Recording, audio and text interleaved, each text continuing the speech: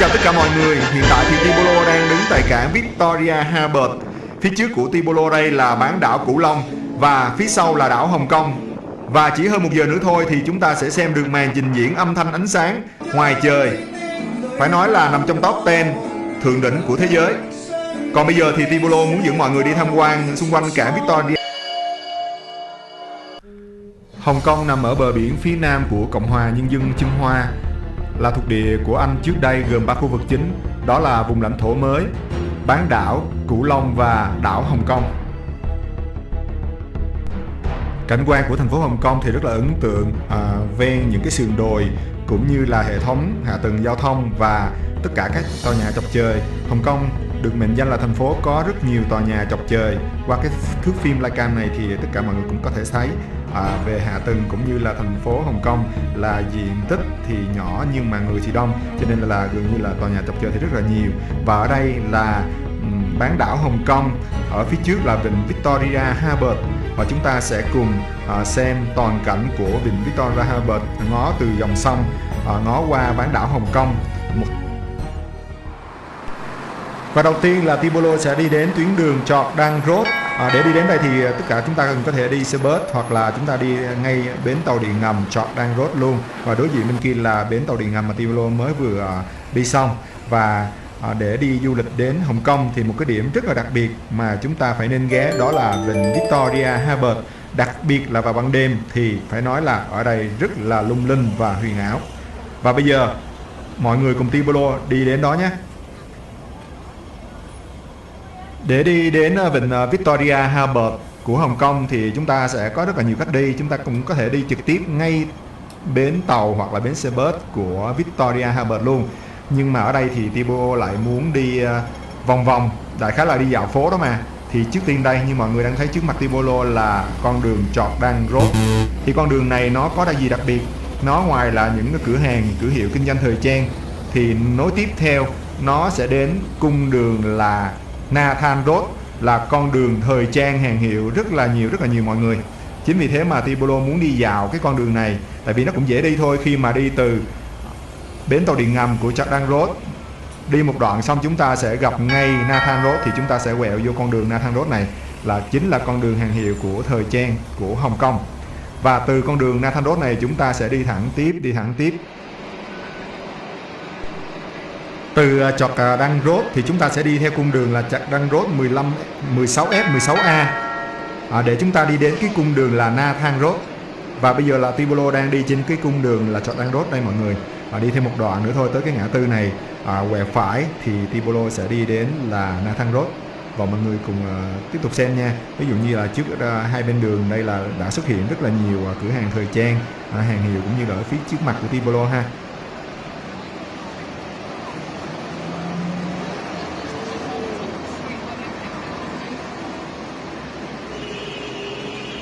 Say hi và say hi mọi người nha.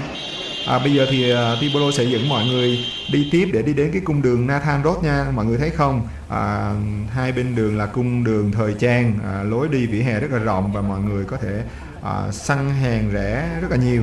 Nhưng mà thực sự thì với kinh nghiệm của Tibolo thì mua hàng ở Hồng Kông mọi người vẫn có thể bị nhầm lẫn nha mọi người. Bởi vì cũng có sự trà trộn hay là rất là nhiều lý do, nói chung là dính tới. Nhưng Cộng hòa Nhân dân Trung Hoa thì mình cũng chưa được tin tưởng lắm.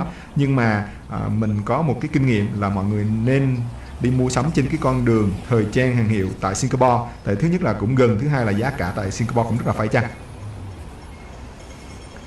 Đây mọi người có thấy không, trước mặt Tibolo xung quanh là khách sạn lớn cũng như là đường phố rất là náo nhiệt, và hai bên đường đều là cung cấp những cái cửa hàng, những cái store về hàng hiệu rất là nhiều. Và bây giờ đi đến đây thì chúng ta sẽ đến ngay Nathan Road đây mọi người. Từ con đường Nathan Road này thì chúng ta cứ đi thẳng thôi, vừa đi bộ đi dạo đi thẳng để ngắm các cửa hàng thời trang cũng như là ngắm đường phố của Hồng Kông. Thì sau đó chúng ta cứ đi thẳng tiếp hoài ước tính từ ga Jordan cho đi qua tới Nathan Road và đi hết cái dọc đường Nathan Road này thì ước tính khoảng tầm 35 tới 40 phút đi bộ nha mọi người nha. Thì mình đi để mình ngắm được đường phố cũng như là mọi cái sinh hoạt của Hồng Kông. Và khi đi đến thẳng như thế này thì chúng ta sẽ ra ngay vịnh Victoria Harbour luôn. Ở Hồng Kông thì có một cái điều rất đặc biệt là rất là ưa chuộng màu đỏ, cho nên những chiếc taxi là đều là màu đỏ, cũng như là xe bus thì xe bus 2 tầng là rất là chuộng màu đỏ màu vàng như mọi người. Và mọi người thấy đó, đường phố tấp nập và phải nói là một cái hệ thống giao thông công cộng cực kỳ văn minh và hiện đại. Tại vì sao? Cũng ảnh hưởng từ nước Anh trước kia, mặc dù hiện giờ là Cộng hòa Nhân dân Trung Hoa, nhưng mà thực sự là mình cũng đã đi rất là nhiều nơi ở Trung Quốc rồi, thì thấy thực ra những thành phố lớn của Trung Quốc hiện tại bây giờ cũng không có thua gì Hồng Kông đâu, đặc biệt là Thẩm Quyến nè, Thượng Hải nè. Và bây giờ let's go thôi. Chỉ còn vài phút nữa qua ngã tư này thì chúng ta sẽ đi đến ngay vịnh Victoria Harbour của Hồng Kông. Xin chào tất cả mọi người, hiện tại thì Tibolo đang đứng tại cảng Victoria Harbour. Phía trước của Tibolo đây là bán đảo Cửu Long và phía sau là đảo Hồng Kông. Và chỉ hơn 1 giờ nữa thôi thì chúng ta sẽ xem được màn trình diễn âm thanh ánh sáng ngoài trời, phải nói là nằm trong top 10 thượng đỉnh của thế giới. Còn bây giờ thì Tibolo muốn dẫn mọi người đi tham quan xung quanh cảng Victoria Harbour.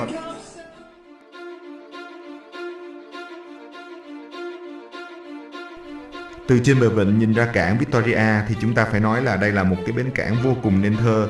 Với màn đêm buông xuống thì có những cái chiếc thuyền buồm rất là ảo diệu và lãng mạn di chuyển trên cái dòng sông này giữa bán đảo Cửu Long và đảo Hồng Kông, đưa chúng ta tham quan cũng như là ngó những cái tòa nhà chọc trời ở bên đảo Hồng Kông.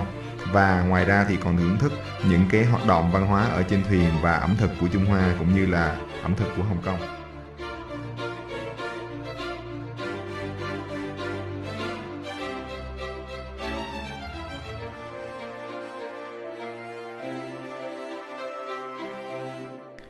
Phải nói cảng Victoria là một bến cảng vô cùng náo nhiệt khi mà chúng ta đi bộ trên cái con phố Kim Sa Chun. Con phố Kim Sa Chun này là đi dọc ở bên bán đảo Cửu Long để đối diện nhìn qua đảo Hồng Kông. Và như chúng ta thấy thì hiện tại thì những cái thước phim mà Tibolo đang quay là nó hướng về cái đảo Hồng Kông cũng như là cái dòng sông ở giữa, và Tibolo đang đứng từ cái bán đảo Cửu Long. Mọi người vừa có nghe thấy gì không? Vừa rồi là một cái thông báo là khoảng 8 giờ tối nay chúng ta sẽ có chương trình biểu diễn âm thanh ánh sáng đặc biệt trên bến cảng này. Và bây giờ thì có lẽ là một cái tiếng thông báo bằng tiếng Hoa hoặc là tiếng Quảng Đông nữa.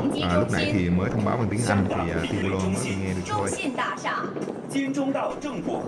Và lúc này đây thì tầm khoảng 7 giờ 15, có nghĩa là còn khoảng 45 phút nữa thôi thì chúng ta sẽ đến màn trình diễn âm thanh ánh sáng. Và Tibolo vẫn đang đi trên cái con phố Kim Sa Chuỗi để đối diện qua quay cái đảo Hồng Kông cho mọi người thấy những cái tòa nhà rất là cao ha.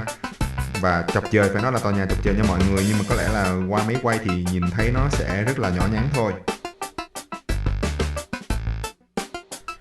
Nếu mà để so sánh về cái lượng tòa nhà ở đây hoặc là cái sự phát triển phồn vinh ở đây, so sánh với Singapore thì có lẽ là ở đây sẽ vượt bậc hơn rất là nhiều. Nhưng mà cái điều về GDP của mỗi đất nước thì ở đây Tibolo sẽ không bàn tới, nhưng mà về độ nguy nga ở ngay cái bến cảng này so với vịnh Marina của Singapore thì ở Hồng Kông này sẽ hơn và vượt trội rất là xa.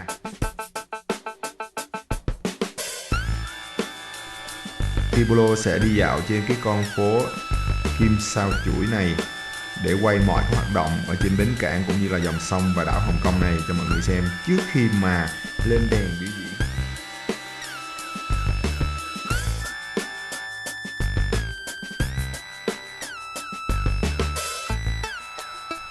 Khi đi dọc trên cái bến cảng này thì chúng ta cũng sẽ thấy rất là nhiều hoạt động của các bạn trẻ mà khi mà hoạt động trải dài ca hát ở trên cái con phố đi bộ Kim Sa Chuỗi này. Ngoài ra thì cũng có rất là nhiều cặp tình nhân họ đang ngồi hóng gió, thật là lãng mạn đúng không nào?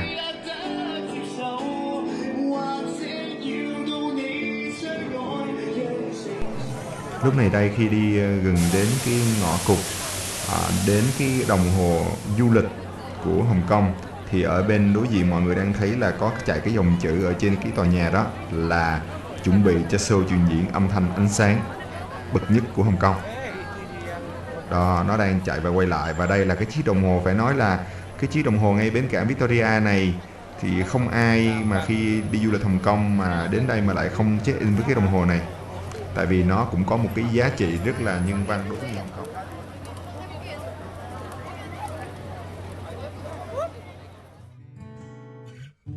Nó là sự hiện thân của âm và dương, khái niệm cân bằng của người Hồng Kông. Vào lúc này thì dòng người đang đổ về rất là nhiều tại bến cảng để chuẩn bị xem show ánh sáng. Cũng như là các cái tòa nhà đối diện thì đang bật đèn lên sáng hơn, và các hoạt động ở trên dòng sông cũng được phải nói là nhìn rất là êm đềm. Người ta hoạt động du lịch, ăn uống ở trên những cái con thuyền như thế này để mà dạo quanh ngắm bán đảo Cửu Long và đảo Hồng Kông.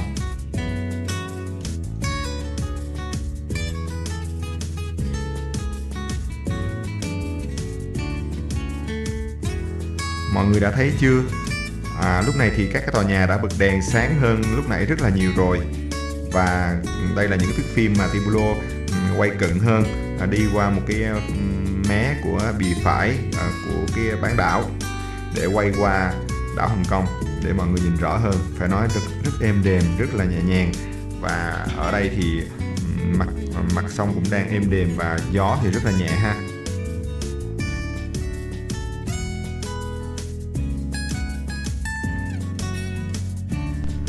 Mọi người nhớ là khi đến Hồng Kông tham quan cũng như là du lịch thì mọi người đừng quên check-in với cái đồng hồ này nha. Đây là cái đồng hồ vàng tượng trưng cho một cái sự cân bằng.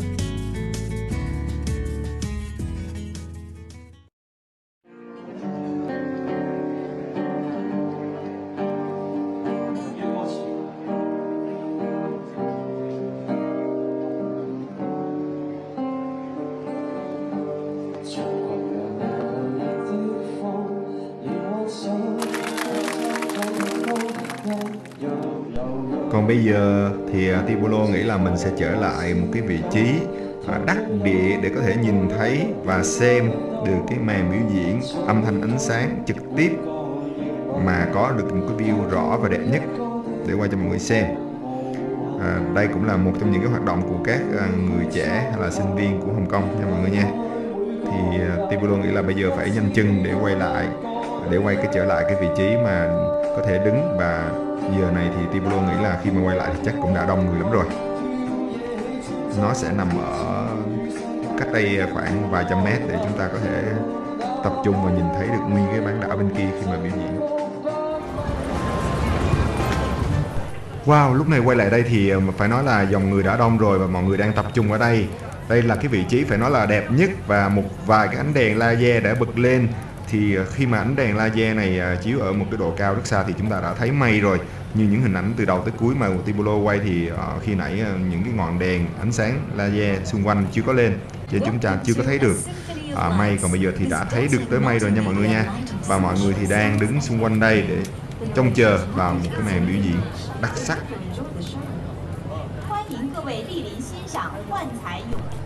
Vừa có một cái thông báo đó mọi người, là khoảng tầm còn 10 phút nữa là chương trình sẽ bắt đầu ngay tại đây. Và bây giờ thì những ngọn đèn cũng như âm thanh ánh sáng cũng đã sẵn sàng. Thì về đó mọi người có nghe thấy là những cái thông báo vừa bằng ngôn ngữ tiếng Hoa cũng như là tiếng Anh hay không. Và bây giờ thì dòng người cũng đang đứng tập trung ở đây hết rồi để chuẩn bị cho cái chương trình. Phải nói là đây là một cái dịp rất là đặc biệt để mà chúng ta có thể xem được. Và phải nói Tibulo cũng đã từng xem màn biểu diễn ở Marina của Singapore, nhưng thực sự rất là hồi hộp khi mà thấy cái sự hoành tráng ở Hồng Kông này. Bắt đầu chuẩn bị rồi mọi người ơi, phải nói là hồi hộp quá. Để mà thiết kế được một cái hệ thống âm thanh ánh sáng ở ngoài trời như thế này thì phải nói là thực sự là không dễ dàng. Ánh sáng không đã là một chuyện khó, mà tới âm thanh để cho một cái lượng âm thanh nghe rất là chất như thế này thì phải nói là không có đơn giản đâu nha mọi người.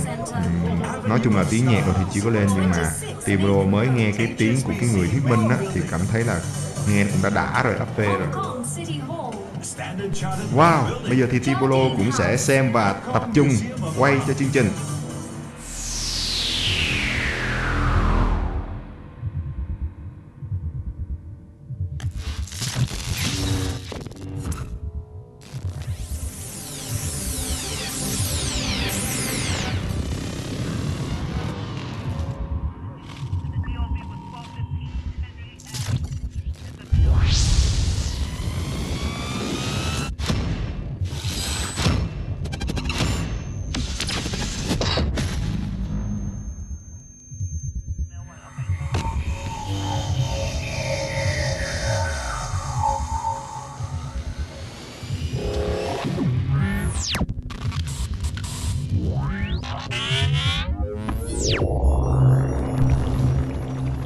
Bây giờ phải nói là chói cả mắt đó mọi người khi mà đèn laser chiếu vào đó.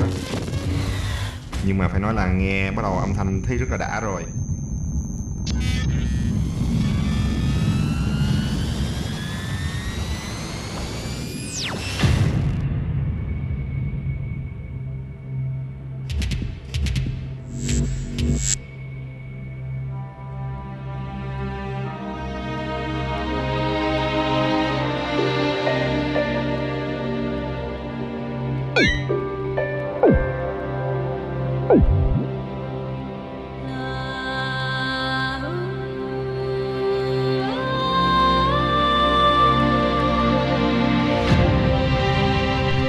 Mọi người thấy chất chưa? Đây chỉ mới là khởi đầu thôi.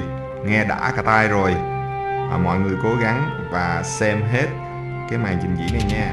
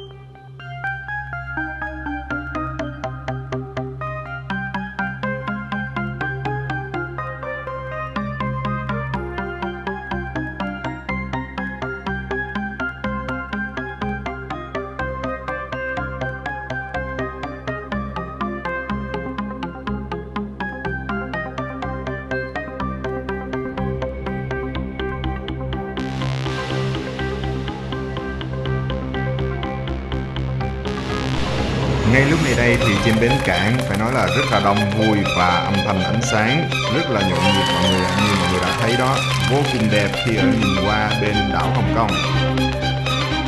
Và nơi mà để mọi người xem được đi âm thanh ánh sáng này là mình sẽ đứng từ bán đảo Hồng Kông nhìn qua đảo Hồng Kông nha mọi người nhé.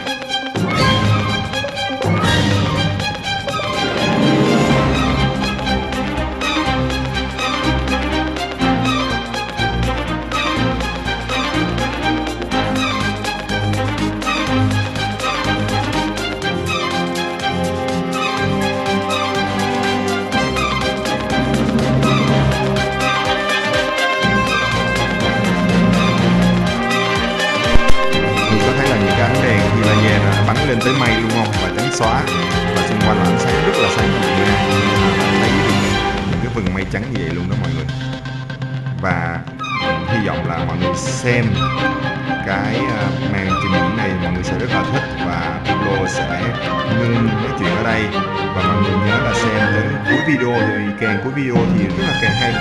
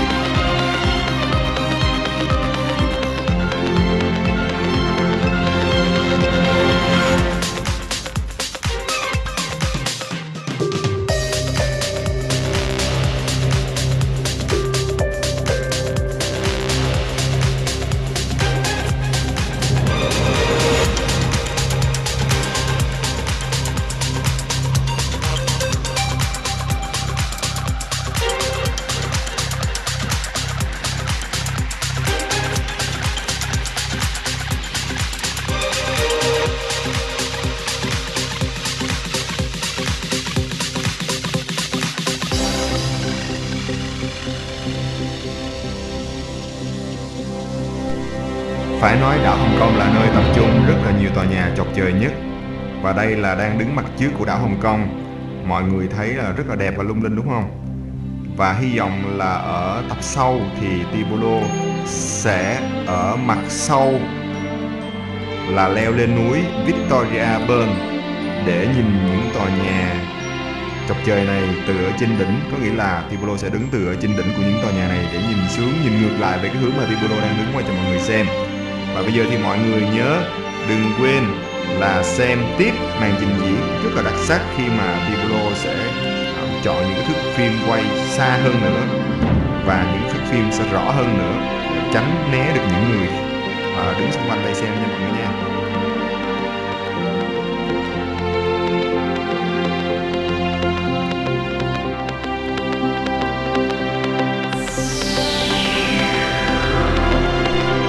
Đây là thước phim mà Tibolo đã cố gắng lấy được toàn góc cạnh của đảo Hồng Kông bằng cách quay panorama, và mọi người có thể xem và hình dung được. Rất là tuyệt vời đúng không nào?